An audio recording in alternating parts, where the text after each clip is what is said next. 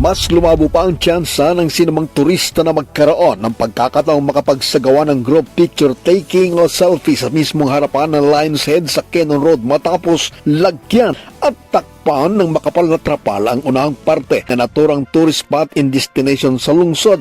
Pinangunahan ng mga miyembro ng Baguio City Police Office o BCPO ang paglalagay ng naturang trapal at ipwinisto sa gilid ng kalsada para matakpan ang ulo ng leon kung saan layuning maiwasan ang pagtigil sa pagpapakuha ng larawan o mano'y makakatulong para maibsan ang problema ng trapiko at mailayo sa anumang aksidente ang sinuman tungo sa mas maayos at tuloy-tuloy na arangkada ng mga sakyan. Kilala ang Lion's Head bilang sikat na destinasyon sa Cordillera kung saan ayon sa mga turista, hindi kumpleto ang araw ng pasyal at pagbisita sa lungsod kung walang kuwang larawan sa pamosong pasyalan. Dahil dito, maraming turista ang dismayado sa naging hakbang ng isa sa ahensya ng pamahalaan dahil ang katwiran, nakasanayan at nakaugalian na ng karamihang turista o motoristang pagtigil sa harapan ng sikat na tourist destination tuwing aakyat ng Baguio para magpakuha ng larawan. Ayon sa DILG opisyal, ang naturang polisiya ay may layuning maiwasan ang masikip na daloy ng trapiko at makaiwas sa anumang aksidente sa lansangan. Nauna nang nagpahayag ng di pagsang-ayon na pagkondina si Lone District of Baguio City Representative Attorney Mauricio Dumugan sa naturang polisiya. Umaasa ang mga turista at residente ng Baguio City na muli may babalik ang dating sigla ng pamosong Lion's Head at may lunsad ang mainit na pagbisita na karaniwan ng ginagawa ng maraming taong pupunta sa lungsod